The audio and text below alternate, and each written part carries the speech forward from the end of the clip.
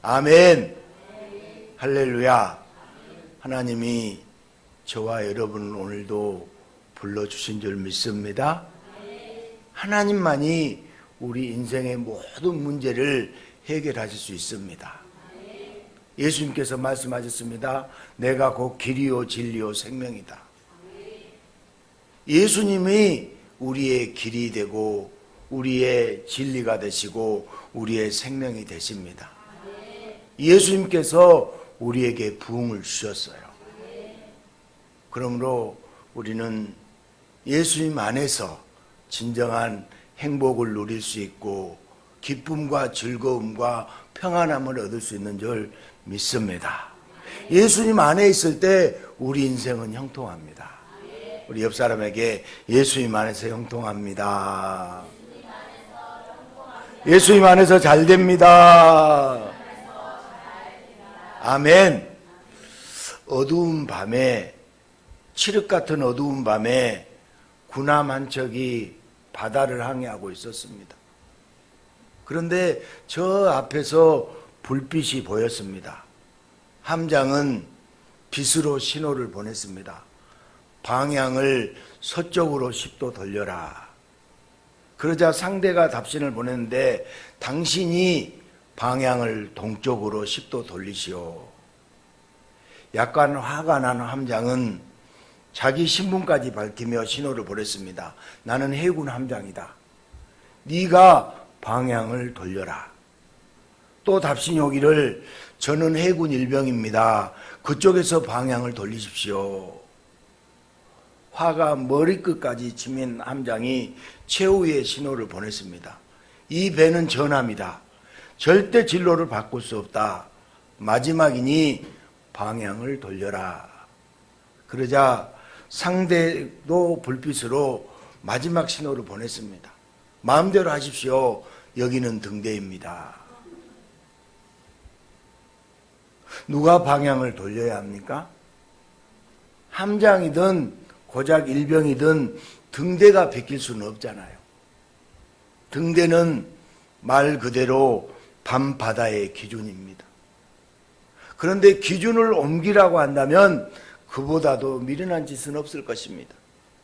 우리 인생에, 아니 온 세상의 유일한 기준은 예수 그리스도이십니다. 예수님을 기준으로 삼으면 절대 손해 날 일이 없습니다. 우리 모두는 예수님을 기준으로 살아가기를 주의 이름으로 축복합니다. 그리고 예수님을 따라 사는 것이 우리의 사명이기도 합니다. 사명을 감당하면서 지혜롭게 보람있게 사는 인생, 오늘도 예수님이 우리에게 허락해 주시는 줄 믿습니다. 여러분, 낄낄빨빠라는 말을 들어보신 적 있나요? 낄낄빨빠? 낄 때 끼고 빠질 때 빠진다의 줄임말로 눈치가 있어야 한다는 말이죠. 잘 사는 인생이 되려면 눈치가 있어야 됩니다. 해야 할 일과 하지 말아야 할 일을 구분할 줄 알아야 되고 시작할 때와 그만둘 때를, 즉 시류를 잘 알아야 됩니다. 때를 헤아릴 줄 알면 지혜로운 자가 되지만 때를 구분하지 못하면 미련하게 실패하는 자가 될 수밖에 없습니다. 하다못해 요즘 사람들에게는 재테크의 핵심이라고 할 수 있는 주식이나 부동산도 들어갈 때와 나갈 때를 알아야 수익을 낼 수 있습니다. 그 때를 잘못 잡으면 말 그대로 쪽박차며 재산이 거덜나게 됩니다. 소위 말하는 시류를 읽을 줄 알아야 지혜롭게 살 수 있는데, 하지만 이게 쉬운 일이 아니어서 문제입니다. 사업이나 재테크는 물론 인간관계에서까지도 적절한 때를 찾기를 정말 쉽지 않습니다. 꼭 해야 할 일만 하며 시간도 낭비하지 않고 경제적인 낭비도 없이 가치 있고 보람된 인생을 멋지게 살고 싶은데, 그러나 세상을 보면 아무나 성공하고 행복하게 되지 않습니다. 적절한 때를 구분하며 지혜로운 인생을 살아갈 수는 없는 것일까요? 오늘 성경 본문에서 때를 구분하지 못해서 곤란해하고 있는 인물 다윗이 있습니다. 현재 다윗의 상황은 사울 왕의 미움을 사서 도망다니는 수배자 신세입니다. 다윗은 왕으로 기름 부음 받았지만 그를 통해서 오히려 미움받아서 사울로부터 쫓기는 그런 처지에 있는 것입니다. 사울 왕을 피해서 떠돌이 생활하는 중 다윗은 블레셋에게 약탈당하는 그일라의 소식을 듣게 됩니다. 오늘 23장 1절 다시 한번 봐보겠습니다. 사람들이 다윗에게 전하여 이르되 보소서 블레셋 사람이 다윗이야를 아멘. 그러니까 블레셋에 약탈당하는 그일라 소식을 듣게 되었어요. 이 그일라는 워낙 지방인데다가 막강한 블레셋의 침략이라 사울 왕조차 포기한 곳이에요. 사울 왕조차 버려두다시피 한 곳이 바로 그일라 성입니다. 그러나 다윗은 백성들을 사랑하는 마음에 당장이라도 그일라로 달려가서 블레셋으로부터 그일라를 지켜주고 싶습니다. 하지만 하고 싶다고 다 할 수 있는 것은 아니잖아요. 블레셋은 철기로 무장된 막강한 군대입니다. 블레셋에 비하면 다윗의 무리는 지금 다윗이 도망자다 있잖아요. 불황자들로 이루어졌습니다. 무기가 있었을까요? 없었을까요? 변변한 무기조차도 갖추지 못해 무장 상태도 엉망입니다. 무엇보다 다윗의 상황은 이스라엘의 왕 사울에게 수배되어 있는 상태입니다. 사울이 다윗을 죽이려고 눈을 부릅뜨고 있는데 괜히 그일라 백성들을 돕다가 위치만 발각될 수 있습니다. 그일라를 돕겠다고 잘못 나섰다가는 앞뒤로 블레셋과 사울의 추격병들에게 포위될 수 있는 그런 상황입니다. 백성들이 눈에 밟히는 다윗은 그일라를 돕고 싶은 마음에 하나님께 기도합니다. 2절 말씀 보겠습니다. 이에 다윗이 여호와께 묻자와 이르되 내가 가서 이 블레셋 사람들을 치리이까? 여호와께서 다윗에게 이르시되 가서 블레셋 사람들을 치고 그일라를 구원하라 하시니 아멘. 하나님께 기도해. 그일라를 구원하러 갈까요 말까요? 하나님은 가서 치라고 해요.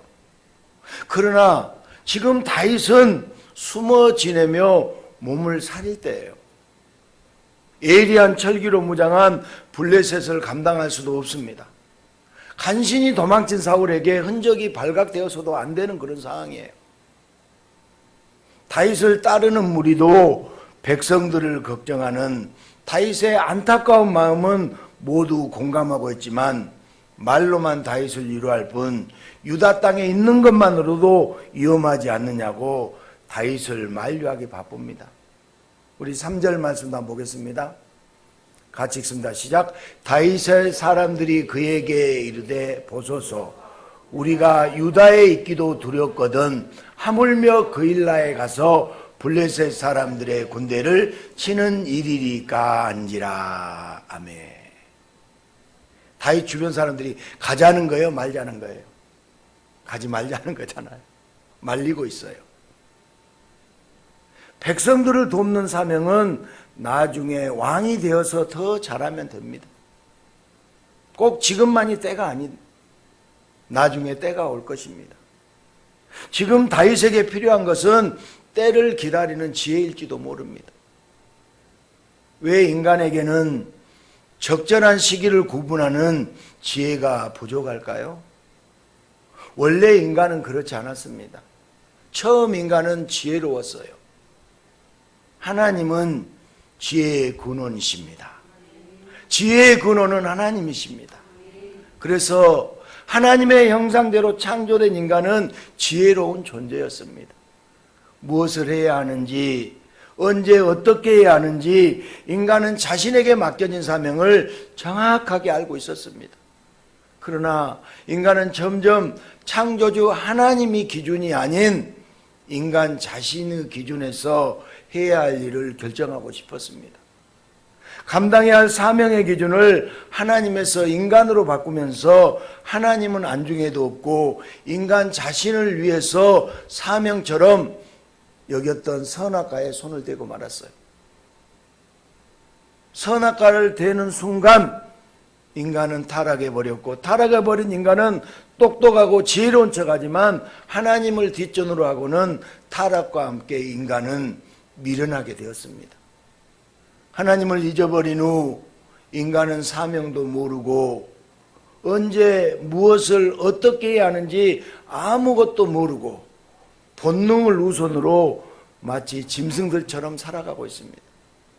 본능을 따라서 내 상황이 좋을 때, 내 여건이 적절할 때 사명, 곧 해야 할 일을 하면 된다고 생각하면서 타락한 인간들은 하나님을 뒷전으로 놓고 쾌락을 쫓아 살아가고 있습니다. 그리고는 죽음의 순간에 막심하게 후회를 하지만 후회해봤자 소용없는 가련한 인생을 살 뿐입니다. 여러분, 다윗은 어떻게 해야 하나요? 오늘 다윗은 어떻게 해야 할까요? 아니, 애초에 왜 하나님은 다윗에게 기껏 기름을 부으셔 놓고 도망자 인생으로 살게 하시는 것일까요? 하나님은 다윗을 도망난 다니는 쥐새끼를 만들려고 하시는 것이 아니에요. 하나님은 지금 다윗을 그 일나로 부르십니다. 사명으로 부르십니다. 누가 봐도 지금 다윗의 상황은 그 일나로 갈 상황이 아니에요. 그 일나로 간다고 해서 전혀 나아질 것도 없고 오히려 더 악화될 것이 뻔히 보이는 그런 상황입니다. 그럼에도 하나님은 다윗을 그 일나로 부르셨습니다. 사명의 자리로 부르셨습니다. 그리고 다윗은 현재 상황에도 불구하고 하나님이 부르시는 곳, 그 사명의 자리, 그 일나로 갑니다. 상황 파악이 빠른 사울은 때가 아니라고 생각해서 그 일날을 외면하고 그 일날을 포기해버렸습니다. 그러나 사울은 하나님을 외면하고 사명을 외면한 미련한 자가 된 것이에요. 하지만 다윗은 사명에 대해서 하나님께 기도한 후에 모든 상황을 뒤로하고 하나님이 명령하시는 대로 지금을 사명의 때로 여기고 그 일나로 향했어요. 여건과 환경이 좋아서 간 것이 아닙니다. 상황은 최악이지만 하나님의 명령에 따라 하나님의 말씀에 따라 그 일나로 갔습니다. 다윗을 향한 하나님의 역사는 다윗을 지혜의 길로 이끌어서 주의 사명을 감당하는 진정한 왕이 되게 하셨습니다. 예수님은 이 땅의 인간들이 구원받을 준비가 되었을 때 오시지 않았습니다. 오히려 인간들이 가장 악할 때, 가장 절멸적일 때 구원의 때가 아닌데 구원해 줄 만한 상황이 아니었는데 그런데도 예수님은 구원의 사명을 감당하시려고 이 땅에 인간의 몸을 입고 내려오셨습니다. 십자가의 죽음이 사망의 길 한가운데 기다린다 할지라도 예수님은 구원의 사명을 외면하지 않았습니다. 하나님이 정하신 때 바로 사명의 때에 예수님은 이 땅에 오셨습니다. 사명이라는 것은 해야 하는 일입니다.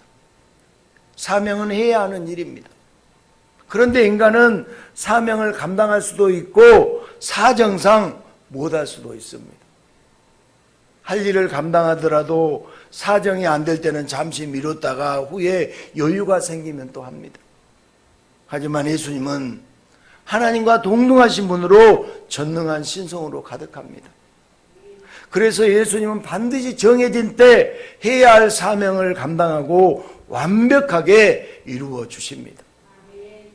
그렇게 예수님의 사명으로 구원의 역사가 완성되었습니다. 이제 예수님께 구원받은 인간은 모든 사명이 예수님을 기준으로 정해지게 됩니다. 곧 예수님은 모든 것이 인간의 사명이고 예수님의 일하시는 때가 바로 사명의 때가 됩니다. 예수님이 온 세상을 창조하신 창조주이시며 지금도 온 세상을 다스리는 주관자이십니다. 예수님은 창조주세요. 예수님은 주관자이세요. 앞으로 천지를 심판하시고 새하늘과 새 땅을 이루실 유일한 전능자는 예수 그리스도이십니다. 이 유일하신 전능자 예수님의 말씀을 따르는 것이 사명을 감당하는 인생, 가장 지혜로운 인생입니다. 예수님의 사명은 이 땅의 죄인들을 구원하시는 사역으로 예수님은 모든 인간의 죄를 다 감당하기를 원하셨습니다.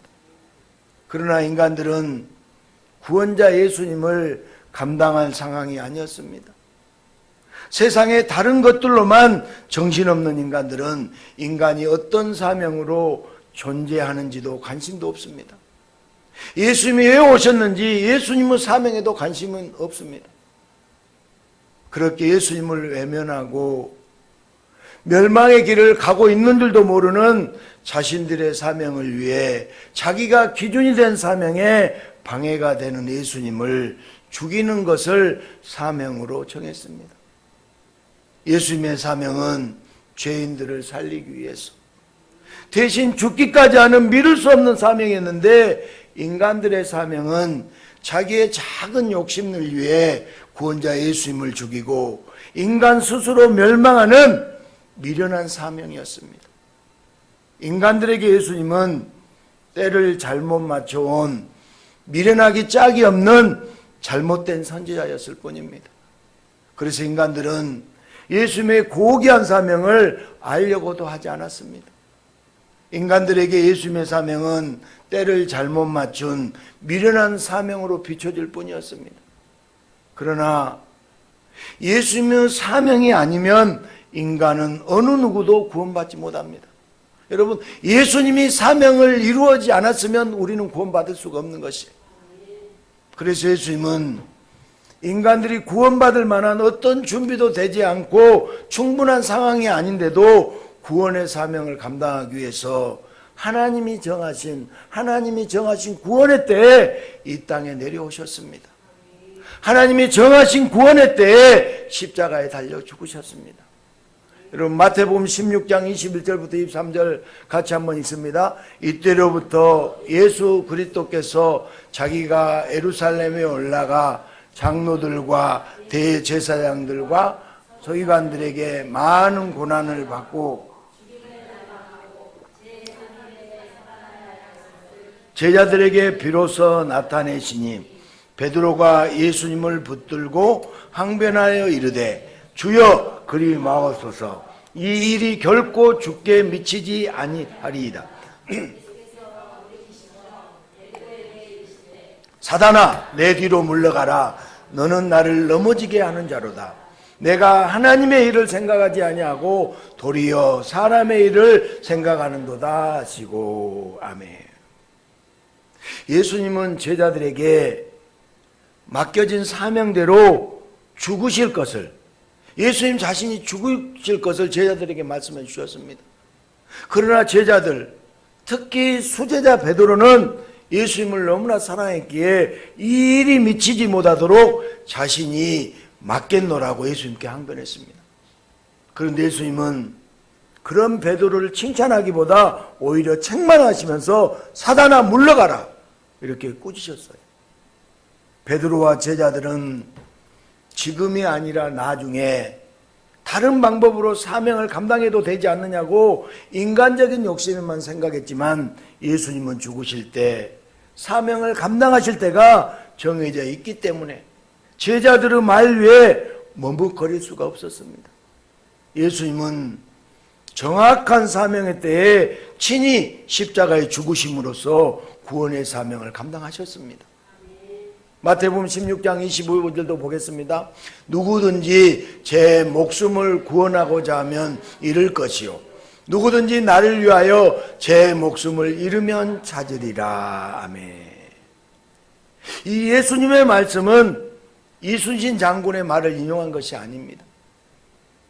자기 상황을 파악하며 사명을 뒤로하지 말고 예수님의 사명을 먼저 감당할 때 영생을 얻게 된다는 뜻입니다.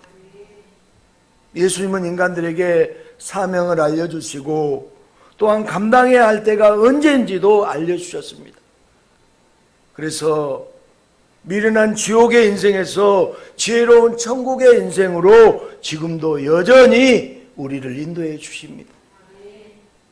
사명은 내 처지와 내 형편과 내 상황에 따라 할 수 있으면 하고 할 수 없으면 안 해도 되는 선택사항이 아니에요. 사명은 인생에서 반드시 감당해야만 하는 전능자가 맡겨주신 일입니다. 한번 따라서 해볼까요? 사명은 반드시 감당해야 합니다. 사명은 반드시 감당해야 돼요. 이것은 전능자가 맡겨주신 일입니다. 사명은 모든 일에 앞섭니다. 상황에 따라서 감당 여부를 따지고 시기를 계산한다면 그것은 사명이 아닙니다. 오늘 다윗은 그일라 백성들을 도울 상황이 전혀 아니었어요. 함께하는 무리도 유다에 있기도 두렵거늘 그일라를 어떻게 돕느냐고 다윗을 만류하잖아요. 우리 23장 3절 다시 한번 읽어볼까요? 다윗의 사람들이 그에게 이르되 보소서 우리가 유다에 있기도 두렵거든 하물며 그일라에 가서 블레셋 사람들의 군대를 치는 일이리까 한지라. 아멘. 사울왕이 잡으려고 죽이려고 쫓아다니니까 유다에 있기도 두렵는데 왜 그일라까지 가서 돕겠느냐 그런 얘기예요. 그러나 다윗은 자기의 처지와 자기의 상황을 보기보다 적절한 때와 시기를 가늠하고 계산하기보다 하나님의 말씀에 기준을 두고 그일라 백성들에게 달려가서 블레셋을 칩니다. 주가 명령하시면 언제든 무엇이든 땅끝이라도 감당해야 하는 것이 바로 사명입니다. 다윗은 하나님의 말씀대로 사명을 감당할 때 지혜로운 인생의 주인공이 되었습니다. 내 욕심을 기준으로 상황과 시기에 따라서 사명을 감당하는 자는 미련한 인생이 됩니다. 그러나 전능자의 말씀에 따라 사명을 감당하는 자는 지혜로운 인생으로 천국에서 영원히 빛납니다. 하나님의 사명을 잃어버리고 선악과를 선택한 미련한 인간들은 스스로 지혜롭게 여기지만 멸망의 길을 향해서 계속 달려가고 있습니다. 이런 인간들에게는 징계와 심판의 사명을 지닌 메시아를 보내셔야 하는데 하나님 아버지는 이런 죄인들을 살리려고 구원하는 사명으로 예수님을 보내주셨습니다. 인간들이 구원받을 준비가 전혀 되어 있지 않아서 예수님이 이 땅에 오시기에 적절한 때가 아님에도 죽어가는 인간들을 방치할 수 없는 긍휼의 하나님 아버지께서 예수님을 보내시되 구원의 사명을 다 감당하고 완성하도록 역사하셔서 예수로 말미암아 예수를 믿는 자는 누구든지 구원을 받게 해주셨습니다. 이런 하나님 아버지의 은혜로 죽어가는 인간들은 잃어버렸던 사명, 곧 하나님을 아버지로 섬기는 은혜의 사명을 회복하게 되었고 예수님의 말씀에 따라 살 때 복잡하고 어지러운 이 세상에서 때를 알고 시류를 읽는 지혜로운 인생으로 살게 되었습니다. 다윗은 그일라의 백성들을 도와줄 형편이 절대로 아니었습니다. 상황이 아니었어요. 심지어 다윗의 무리까지 다윗을 만류했었습니다. 지금 가면 안 됩니다. 지금 때가 아니라는 것입니다. 그러나 다윗은 하나님의 말씀에 따라 사명을 감당하기 위해 그일라로 향했습니다. 그리고 무모하기만 보이기만 했던 철기로 무장한 블레셋을 쳐서 크게 블레셋을 이기고 그들의 가축까지 끌고 왔다고 말씀하고 있습니다. 그일라를 외면하고 하나님의 사명을 외면했던 사울왕은 백성들을 버린 미련한 왕이 되었지만 다윗은 하나님의 사명에 따라 백성들을 사랑하는 진정한 왕, 지혜의 왕으로 사람들 마음에 자리를 잡았습니다. 사울이 버린 그일라를 다윗은 하나님의 사명대로 블레셋으로부터 구원했을 때 사울은 점점 옹졸한 왕으로 다윗은 점점 용감한 왕으로 백성들을 사랑하는 왕으로 사람들 입에 오르내릴 때 과연 누가 지혜로운 결정을 했으며 과연 누가 미련한 결정을 한 것입니까? 다윗을 따르던 무리도 처음에는 다윗을 만류했지만 위험에 처한 그일라, 크게 관련 없던 그일라, 지방에 있어서 큰 영향력이 없던 그일라를 구하기 위해서 달려갔던 다윗의 모습을 보면서 자기 사람, 자기 가족, 자기 백성들을 사랑하는 다윗을 향하여 더욱 큰 존경심과 충성심이 무르익었습니다. 자기 생각을 내려놓고 자기 욕심을 내려놓고 하나님의 말씀에 따라 사명을 감당하려고 할 때 순종했을 뿐인데 다윗은 누구보다 지혜롭고 누구보다 존경받는 왕으로 더욱더 칭송받게 되었습니다. 시류, 그 시간의 흐름을 읽고 파악하는 것은 매우 중요합니다. 때를 알지 못하고 때를 파악하지 못하면 지혜로운 인생은 멀어지고 미련한 인생을 살 수밖에 없습니다. 그러나 그것이 말처럼 쉽지 않다는 게 문제입니다. 운이 좋아서 잘 찍는 것 외에는 방법이 없습니다. 그렇다면 우리의 인생을 운에 맡겨야 할까요? 누구든지 예수님을 믿고 예수님을 알고 예수님과 함께하면 인생의 모든 정확한 때를 다 알고 살게 됩니다. 할렐루야. 따라서 예수님을 알고 예수님을 믿고 예수님과 함께하면 정확한 때를 안다. 아멘. 인생에는 사명이 있습니다. 이 사명을 감당하는 것이 가장 지혜로운 인생이에요. 모든 사람에게 예수님을 아는 것이 인생 최대의 사명입니다. 여러분, 예수님 아는 것이 최대의 사명이에요.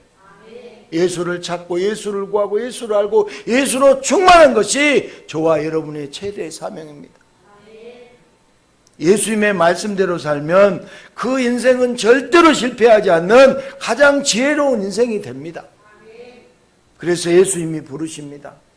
다 내게로 오라. 예수님은 지금도 여러분을 부르십니다. 다 내게로 오라고.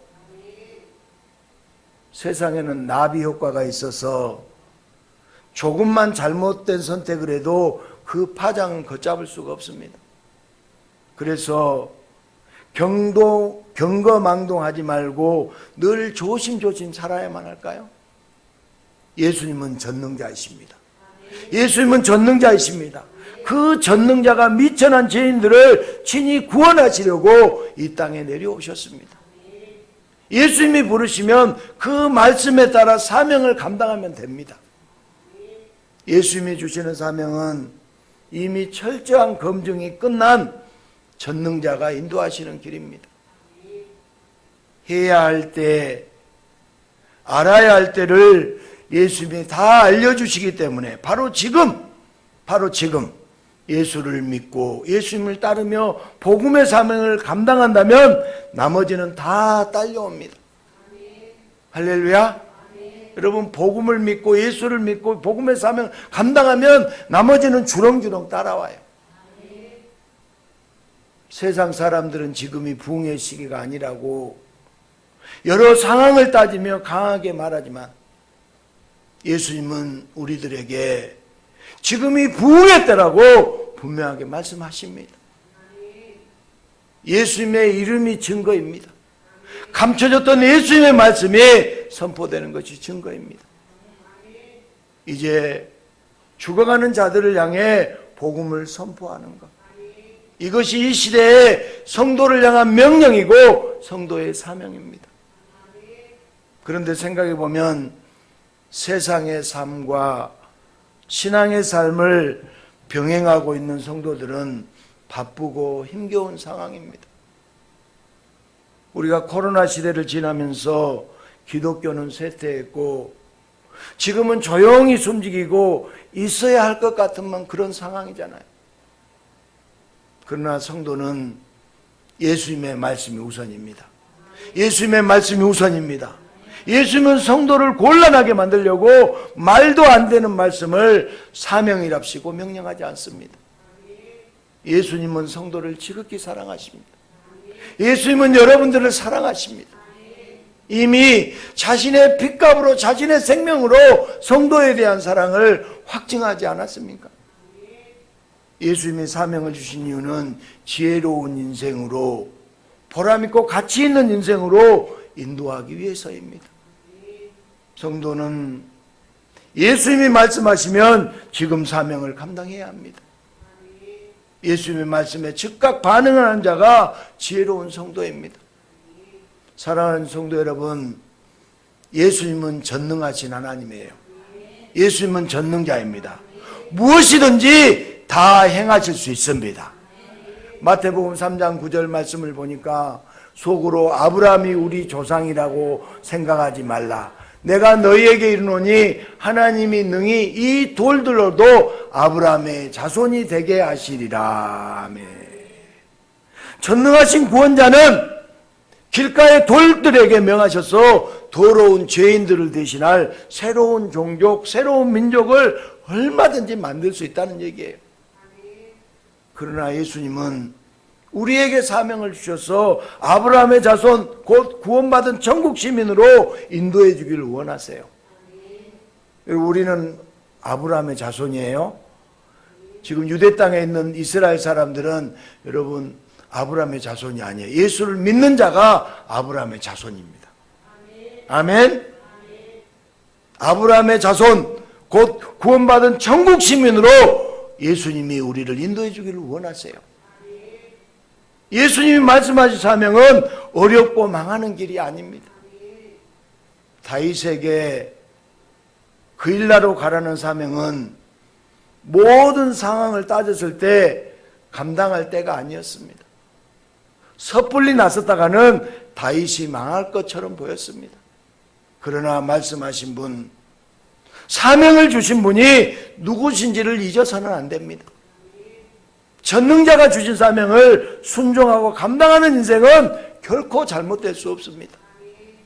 모두가 만류했지만 다윗이 말씀대로 사명을 감당할 때 주님의 강력한 손길이 역사해 주셨음을 오늘 성경이 증언하고 있지 않습니까?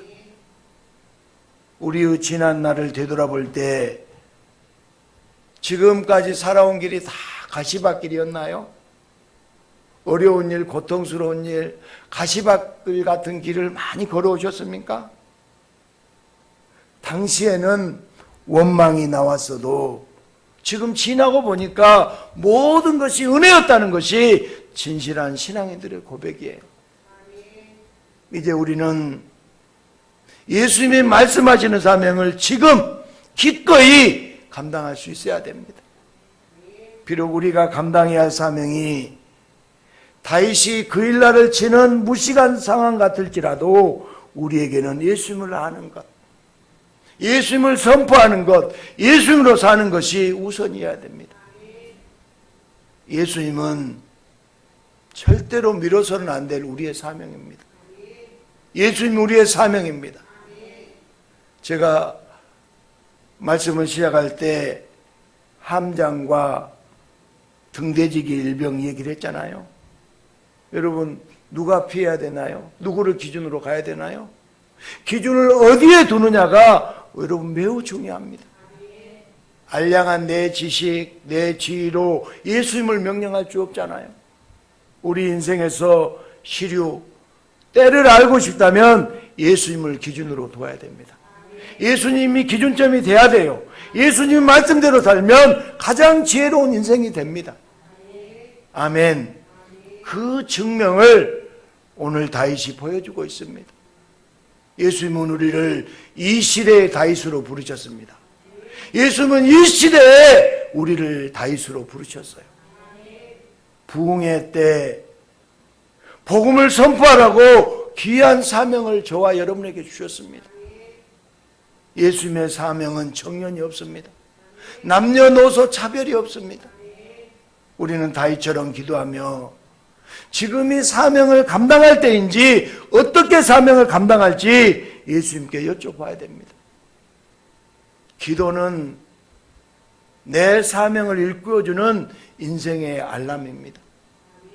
그리고 전도는 예수님의 사명을 감당하는 아주 좋은 방법이에요. 나중에 지금 예수를 모르기 때문에 예수를 잘 알고 난 후에 전도해야 한다? 그렇지 않습니다. 예수님을 알아가는 것은 우리의 평생의 소원이에요. 지금 예수 복음을 전해야 됩니다. 분명한 건 그 사랑이 너무나 크고 좋다는 사실이에요. 예수님의 사랑은 너무나 크고 놀라운 사랑이십니다. 이 크고 좋은 예수님의 사랑을 전하지 않는다면 정말 이기적인 인생이에요. 지금이 전도할 때입니다. 복음을 선포할 때입니다. 복음을 전하고 전도하며 사는 것이 바로 지혜로운 인생의 비결입니다. 복음의 사명을 감당하는 지혜로운 성도들이 되셔서 예수님께서 늘 함께 하시며 언제나 다윗처럼 은혜의 길로 인도해 주시는 큰 복을 누리시기를 주님의 이름으로 축복합니다.